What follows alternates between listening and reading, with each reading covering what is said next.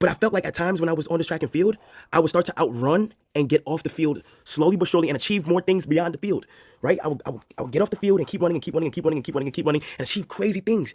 But every time, like, where I achieved them, and I would reset and get back onto the field of, like, get back onto the track of, like, with everybody, like, with all the other.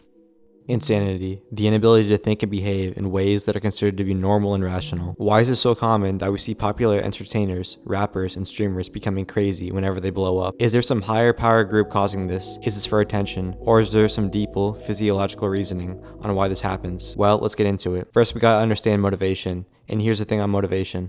It changes depending on where you are financially and socially. And most people don't realize this because most people never move through all the stages. But the people who do, they go through this very predictable transformation that often ends with them looking completely unrecognizable from who they were at the start. When you're broke, your motivation is simple: survival. You need money for rent, for food, to not feel like a failure. And that creates this incredibly clean feedback loop. You work, you get paid, you feel relief. You're hungry in the most literal sense. Every dollar matters, every opportunity matters. And because the stakes are so clear, you have this natural structure to your life. You know what you need to do. You wake up and the goal is obvious. Get money, build something, escape the situation you're in. Then you start rising. You're making some money now, but it's not enough to relax. And this is where people become obsessed, because now you've tasted success, but you're still close enough to the struggle that you remember what it feels like. So you go harder, you work more hours, you optimize everything, you say no to distractions, you're locked in, because you can see the finish line and you want it badly. This is the phase where people do their best work, when they're hungry but capable, when they have something to prove, but also the skills and resources to actually prove it. But then you make it, and this is where it gets weird, because once you have enough money that you never have to work again, once you have enough status that people will listen to anything you say, the thing that was driving you disappears. And most people are not prepared for that. They think the goal is to get rich and famous, and then everything will be perfect. But what actually happens is you lose the structure that your entire identity was built around. Psychologists talk about this in terms of dopamine and reward prediction. When you're chasing something, when you're working towards a goal, your brain is constantly firing off dopamine in anticipation of that reward. And that's what makes the grind feel good. You're not happy because you have the thing yet. You're happy because you're moving towards it. But once you have it, once there's nothing left to chase, the dopamine hit stops coming, and you're left with this feeling of, okay, now what? There's also this concept called hedonic adaptation, which is just a fancy way of saying humans get used to things. You buy a house, it's exciting for a month, then it's just your house. You hit 1 million subscribers, it's crazy. For a week, then it's normal. Your brain recalibrates. And what used to feel like winning now feels like the baseline. So you need something bigger to feel that same high again. And then there's Maslow's hierarchy of needs, which everyone's heard of, but nobody actually applies this stuff. The idea that you have these levels of needs: physical survival at the bottom, then safety, then social belonging, then status, and at the very top, self-actualization, which is this vague concept of becoming your fullest self, contributing to something bigger than you, finding meaning beyond just existence. And here's the problem. Most people spend their entire life stuck on the lower levels. They're worried about money, about being accepted, about proving themselves. But famous rich people, they've cleared all of that. They have solid survival, they have safety, they have belonging, they have status, so their brain starts fixating on that top level. And self-actualization is where things get weird, because it's not a clear goal. It's not make $1 million or get a platinum record. It's find your purpose, transcend yourself, and leave a legacy. And that's so abstract that people start grasping at anything that feels meaningful. Basically, once these people got to a certain point of fame and a certain amount in their bank account, there's nothing material left that they can chase anymore. They have an identity crisis, because their whole identity up to this point was trying to make it. So they look to other things. For a lot of famous people, this is religion or starting a foundation, because those are things you can't buy like everything else in this world they can. One thing that a lot of famous people cling to is changing what they are famous for. They want to be remembered for something different or bigger than themselves, so they use that attention in ways to reinvent their image, which is exactly what happened to Kai and Kanye. Kai started a clothing brand not to make money, because trust me, if all he wanted was money, he would just keep streaming or sign some gambling deal. But because designing something is a form of art and self-expression, and if that ends up being successful and people wear shit because of that artistic piece, he will feel more complete and accomplished than just making another dollar amount. That's not why people are saying he's going insane. They're saying he's going insane because of his new YouTube channel, where he's been posting some questionable self-improvement content. First of all, this makes sense that he's making self-improvement content because he knows he can make all the money he wants, but his mind and body stay the same. So it's good that he's doing this, but he's going about it in the wrong and unstructured way. He's very capable of having a normal workout, read, eat, and journal, and also just not post it. There's a reason he's posting it, and there's a reason it's so weird. The reason he is making it so weird is because of the human desire to leave a legacy. Legacy is a thing that will last longer than your life, and in essence is a continuation of it. Psychologists call this symbolic immortality, the idea that that people will try to defeat death by creating something that outlives them, whether it's art, a movement, or a documented version of themselves online. Because he's documenting it and doing weird shit, he's trying to be looked at as different or edgy while doing something fundamentally good, like self-improvement. So his two goals of self-improvement and building something bigger than himself, aka his legacy, are colliding. The jokes in his comments talking about, bro wants a Netflix documentary so bad, are not even wrong. He wants this to be a permanent part of who he is and who he was once he's gone. Because if he didn't, there would be no reason why he would be recording and posting all of this. He has enough money and he's already famous. There's nothing else that he could get from uploading this stuff besides self-fulfillment. At that point, self-improvement becomes performative. It's not just about getting better, but about being seen getting better. The improvement is real, but the audience becomes a part of the motivation. And he might not even know this is why he's doing it, but deep down, this is the real reason. And this most commonly happens to 13-year-old teenagers after watching Fight Club or Dead Poet Society. He's just going through this phase a little late. A lot of what he's doing also parallels how people act after taking psychedelics like mushrooms or LSD, where the brain's sense of importance gets scrambled. Psychologists call this altered salience attribution. Normally, your brain has filters that decide what matters and what doesn't. Career, money, routines, social norms. Psychedelics weaken those filters, so small, symbolic, or emotional ideas suddenly feel profound, while practical or structured things feel empty or fake. This is why him drawing a circle and then saying random shit about it might seem crazy to us, because he's in an altered state. Maybe that circle was the very thing that defined reality and is very important to him. But let me just state that there's been no confirmation about him taking substances, and this is just something that people are speculating on, and would make sense if it turned out to be true.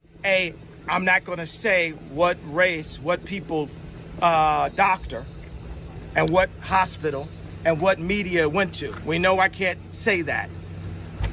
It was a Jewish... Then there's Kanye West. Around 2019 to 2020, Kanye shifted from making art about his thoughts to making his thoughts the art itself. Before, the chaos got processed through albums, fashion shows, or carefully framed interviews. Now it just comes out raw. Instagram posts, Twitter posts, random rants, half-formatted ideas dumped straight into the public feed. There's no album cycle to organize it, no rollout to contextualize it, so it looks unhinged because it's unedited. The obsession with religion, politics, and control during this era isn't random either. Once you've maxed out money and cultural relevance, the only remaining lever is authority, moral authority, spiritual authority, ideological authority. Kanye isn't satisfied with being influential. He wants to be right. He wants his worldview validated at scale. That's why he oscillates between God, presidency, cancel culture, and conspiracy-adjacent thinking. He's searching for a framework big enough to justify his own importance, because his importance is the only thing that he has left to strive for. This is why he also self-sabotages so publicly. Every time things stabilize, he detonates them. Stability implies the system is working, and Kanye's entire identity is built on rejecting systems. So he says something indefensible, gets cut off, gets canceled, and then reframes himself as the persecuted truth teller. In his mind, resistance equals proof. If everyone agrees with you, you're just another product. Thus, nothing important or relevant. After Adidas dropped him, he lost billions, and everyone turned on him. And you think that would snap him out of it, but it doesn't, because he's too deep in his own reality now. He's convinced that he's being persecuted for telling the truth, that everyone is criticizing him is a part of the system that's trying to silence him. And that just reinforces the Messiah complex. Because Messiahs get crucified, prophets get rejected, Jesus Christ never lied, still was crucified. So in his mind, the backlash is proof that he's right. People say he needs help, and that's not wrong. The deeper issue is that Kanye has no incentive to be normal. Normality gives him nothing. Chaos gives him relevance, attention, and a narrative where he's still the main character, fighting a corrupt world. Over the past 5 years, his legacy obsession mutated into something darker. The belief that being remembered matters more than being understood. So late era Kanye isn't insane in the sense of random madness. He's insane in the way someone becomes when their inner monologue is louder than reality, and no one has the power or closeness to turn the volume down. It's not a breakdown. It's what happens when the performance never ends and the person underneath disappears. Kanye has always talked about valuing Jesus and building something bigger than himself through his whole career, but only recently has he gone crazy